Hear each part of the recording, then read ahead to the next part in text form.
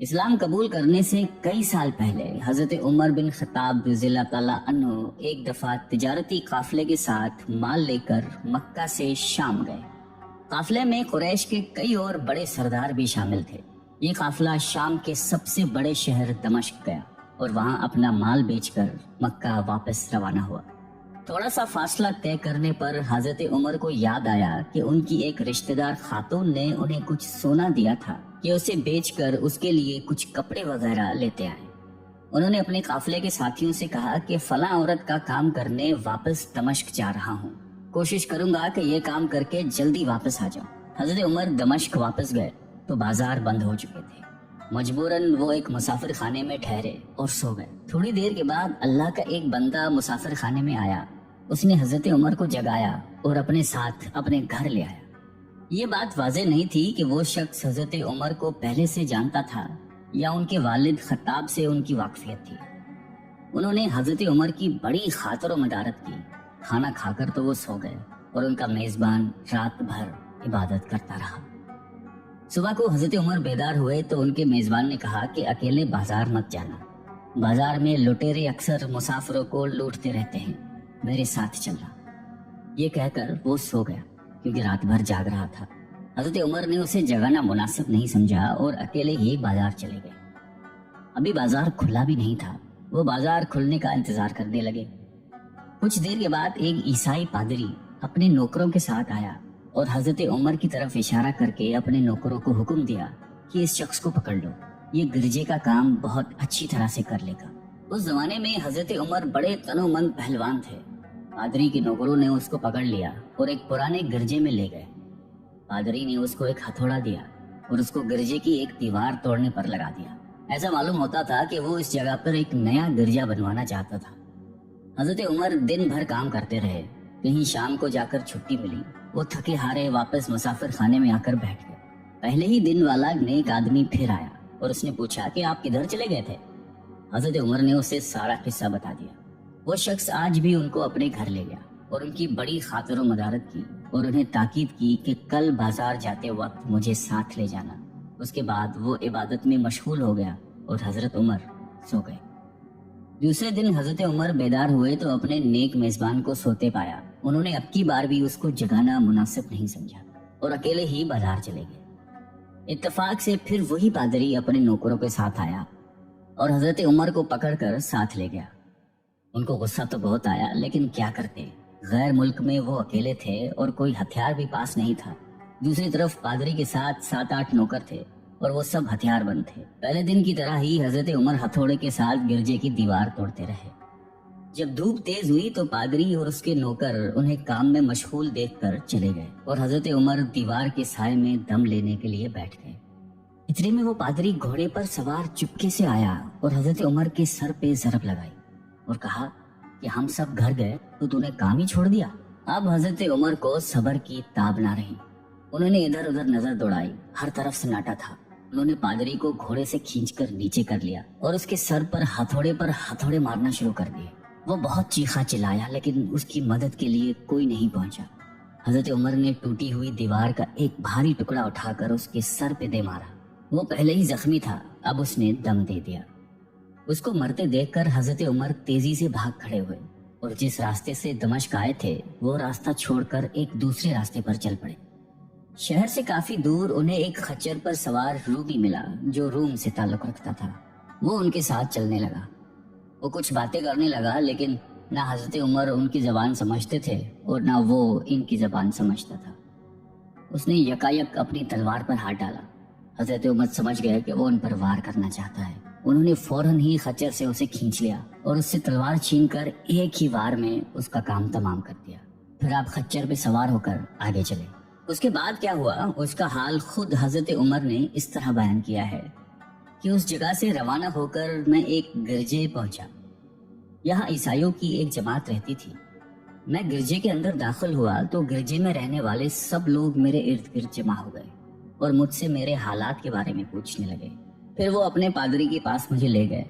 پادری مجھے نہایت غور سے دیکھنے لگا اور اس کے بعد کہنے لگا کہ ایسا معلوم ہوتا ہے کہ تمہیں کسی چیز کا خوف ہے۔ میں نے کہا کہ تم نے کیسے اندازہ لگا لیا کہ مجھے کسی چیز کا خوف ہے؟ اس نے میرے سوال کو ٹال دیا اور کہا کہ آپ جب تک چاہیں یہاں ٹھہریں، آپ کو یہاں کسی قسم کا کوئی خطرہ نہیں، آپ ہماری حفاظت میں ہیں۔ پھر اس پادری نے مجھے اپنے گھر میں مہمان کی طرح رکھا اور میری نہایتی خاطر و مدارت کی، اور پھر پوچھا کہ آپ کون ہیں۔ میں نے اسے بتایا کہ میں مکے کا رہنے والا ہوں اور قبیلہ قریش سے تعلق رکھتا ہوں۔ تجارتی قافلے کے ساتھ شام آیا تھا۔ تجارت کا مال بیچنے کے بعد ایک ضروری کام کے لیے مجھے اپنے قافلے سے جدا ہو کر واپس دمشق جانا پڑا۔ اب میں اپنے وطن واپس جا رہا ہوں اور راستہ بھٹک کر یہاں آ نکلا ہوں۔ پادری مجھے غور سے دیکھتا رہا اور بار بار طرح طرح کے سوال کرتا رہا۔ میں نے ان کے ہاں نہایتی آرام سے رات بسر کی۔ صبح کو آپ نے پوچھا کہ آپ کا ارادہ یہاں ٹھہرنے کا ہے یا آگے جانے کا۔ میں نے کہا کہ اب میں آپ سے رخصت ہونا چاہوں گا۔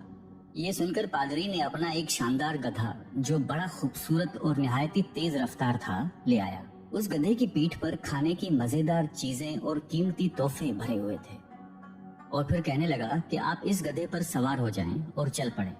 راستے میں آپ کا گزر کسی عیسائی کے مکان کے پاس سے ہوگا تو وہ آپ کو اس گدھے پر سوار دیکھ کر آپ کی بے حد تعظیم کرے گا اور آپ کی خاطر و مدارت میں کوئی کسر نہیں چھوڑے گا۔ یہ کہہ کر پادری نے میرا ہاتھ پکڑا اور تنہائی میں لے کر کہنے لگا کہ اے عمر، آپ پر میرا حق واجب ہو گیا۔ میں نے کہا بے شک۔ اس نے کہا آپ کا تعلق ایک معزز قوم سے ہے، میری آپ سے ایک غرض ہے۔ میں نے کہا کہ آپ بیان کر لیں، لیکن حیرت کی بات ہے کہ آپ جیسا بڑا آدمی مجھ جیسے پریشان حال مسافر سے کوئی غرض رکھتا۔ اس نے بڑے یقین بھرے لہجے میں کہا کہ سنیں، میں ایک ایسا آدمی ہوں جس سے اللہ نے آسمانی کتابوں کا علم عطا کیا ہے۔ میں نے آپ کی ذات میں بہت سی ایسی نشانیاں دیکھی ہیں جو یہ ظاہر کرتی ہیں کہ جب ایک مقررہ مدت پوری ہو جائے گی تو حالات میں زبردست تبدیلی آئے گی۔ اس وقت آپ ہمارے ملک کے حاکم بن جائیں گے اور یہاں کے سب شہروں میں آپ ہی کا حکم چلے گا۔ اس کے بعد پادری نے اپنی جیب سے دوات، قلم اور کاغذ نکال کر کہا کہ میری غرض یہ ہے کہ آپ اس کاغذ پر لکھ دیں کہ اس گرجے اور اس کی جائیداد پر کسی قسم کا کوئی موصول لاگو نہیں کیا جائے گا۔ میں نے حیران ہو کر پادری سے کہا کہ آپ مجھ سے مذاق تو نہیں کر رہے؟ اس نے کہا کہ قسم ہے اس ذات کی جس نے عیسیٰ علیہ السلام پر انجیل نازل فرمائی، میں جو کچھ کہہ رہا ہوں وہ بالکل سچ ہے۔ آپ مہربانی کریں اور میری درخواست قبول فرمائیں۔ میں نے پادری کی باتوں کو اس کا وہم سمجھا اور جیسے اس نے کہا میں نے اسی طرح کاغذ پہ اسے لکھ کر دے دیا۔ اس کے بعد گدھے پر سوار ہو کر چل پڑا۔ راستے میں مجھے کئی جگہ پر عیسائیوں کی جماعتیں ملی۔ انہوں نے مجھے ایک پادری کے گدھے پر سوار دیکھ کر میری بڑی خاطر و مدارت کی۔ میں اس طرح جگہ جگہ عیسائیوں کا مہمان بنتا تبوک تک پہنچ گیا۔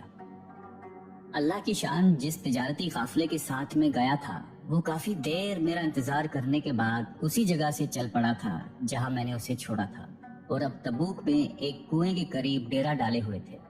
قافلے والے میرے ساتھی مجھے دیکھ کر میری طرف دوڑ پڑے اور مجھ سے مل کر بہت خوش ہوئے اور کہنے لگے کہ ابن خطاب، ہم لوگ تمہارا انتظار کرتے کرتے بالکل مایوس ہو گئے تو ہم نے اس مقام کو کوچ کر دیا جہاں سے تم واپس دمشق گئے تھے، مگر تمہارے بارے میں ہم سخت پریشان تھے۔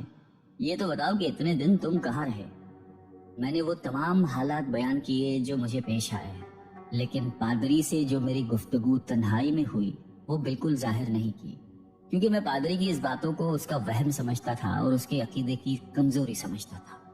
قریش کے ایک سردار ابو سفیان بھی اس قافلے میں شامل تھے۔ انہوں نے مجھے اس شاندار گدھے پر سوار دیکھ کر کہا، ارے تم لوگ اس نوجوان کی اقبال مندی تو دیکھو، اسے کسی ایسے میدان میں چھوڑ دیا جائے جہاں نہ پانی ہو نہ سبزہ، پھر بھی اسے رزق مل جائے گا۔ پادری نے رخصت کرتے وقت مجھ سے کہا تھا کہ جب میں اپنے ساتھیوں کے پاس پہنچ جاؤں اور گدھے کی ضرورت نہ رہے تو اس کی رسی کو مضبوطی سے باندھ کر گدھے کو اسی جگہ پر چھوڑ دو، لہٰذا میں نے ایسا ہی کیا۔ یہ دیکھ کر ابو سفیان نے کہا کہ ارے تم نے کیا کر دیا؟ گدھے کو ایسی جگہ پہ چھوڑ دیا جہاں پہ چور اچکے اور درندے اکثر گزرتے رہتے ہیں۔ میں نے کہا اس کے مالک نے مجھے ایسا ہی کرنے کی ہدایت کی تھی، وہ اس کی عادتوں سے زیادہ واقف ہے۔ اب وہ جگہ گدھے والا کنواں کے نام سے مشہور ہے۔ وہاں سے روانہ ہو کر ہمارا قافلہ مکہ پہنچا۔ میری اور پادری کے درمیان جو گفتگو ہوئی تھی وہ مجھے بھلائے نہ بھولتی تھی۔ پہلے تو کئی دن تک میں نے اسے اپنے دل میں ہی رکھا، پھر مجھ سے ضبط نہیں ہوا اور یہ راز میں نے اپنے رشتہ دار خاتون کے سامنے ظاہر کیا جس نے مجھے سونا دیا تھا۔ वो बड़ी अक्लमंद खातून थी। उसने मुझसे कहा कि ए इब्ने खत्ताब, मैं तुम्हारे बचपन ही से तुम में अच्छी निशानियां देख रही हूँ।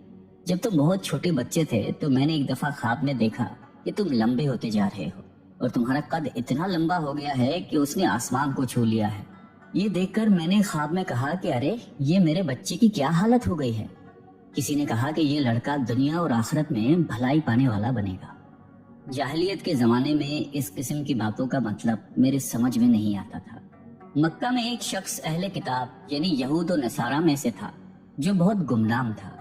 आम लोग तो उससे वाकिफ भी नहीं थे, लेकिन कुरैश के कुछ सरदार उसे पहचानते थे और उसकी बहुत इज्जत करते थे। एक दिन दोपहर के वक्त मैं उसके यहाँ गया और उससे जाकर कहा कि मैं आपसे चंद बातें करना चाहता हूँ और चाहता हूँ कि आप उनको अपने दिल में राज बनाकर रखें और किसी के सामने जाहिर ना करें। उसने ऐसा करने का वादा किया तो मैंने अपने सफर के तमाम वाकयात उसके सामने बयान कर दिए और अपने रिश्तेदार खातून के ख्वाब का भी जिक्र किया। जब मैं अपनी गुफ्तगू खत्म कर चुका तो उसने कहा कि इब्ने खत्ताब, जिसको तुमने मसूल की माफी का वादा लिख कर दिया है वो इस जमाने में ईसाइयों का सबसे बड़ा आलिम है। जो कुछ उसने कहा वो सब सच है और जल्द ही वो सच तुम्हारे सामने आ जाएगा। जहां तक तुम्हारी रिश्तेदार खातून के ख्वाब का ताल्लुक है तो उससे ये जाहिर होता है कि मक्के में एक बहुत बड़ा इनकलाब आएगा। जमाना एक नई सूरत अख्तियार करेगा और आने वाले जमाने के आसमान और जमीन बदल जाएंगे। मैं वहां से घर चला आया और उसकी सारी बातें अपने दिल में लिए रहा। थोड़े ही अरसे के बाद कुरैश की मजलिसों में आप सल्लल्लाहु अलैहि वसल्लम का जिक्र होने लगा। ये लोग इस बात पर चिढ़ते थे कि मोहम्मद सल्लल्लाहु अलैहि वसल्लम अपने आप को अल्लाह का रसूल कहते हैं, लोगों को बुतों की पूजा करने से मना करते हैं और एक अल्लाह को मानने पर जोर देते हैं।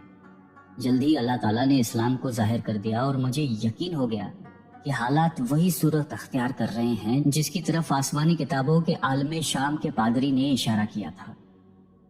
नबूवत के 6ठे साल हजरत उमर ने इस्लाम कबूल कर लिया और रसूलुल्लाह सल्लल्लाहु अलैहि वसल्लम के जानिसार साथी बन गए। 11 हिजरी में आप सल्लल्लाहु अलैहि वसल्लम ने इस दुनिया से पर्दा फरमाया तो हजरत अबू बकर मुसलमानों के पहले खलीफा बने।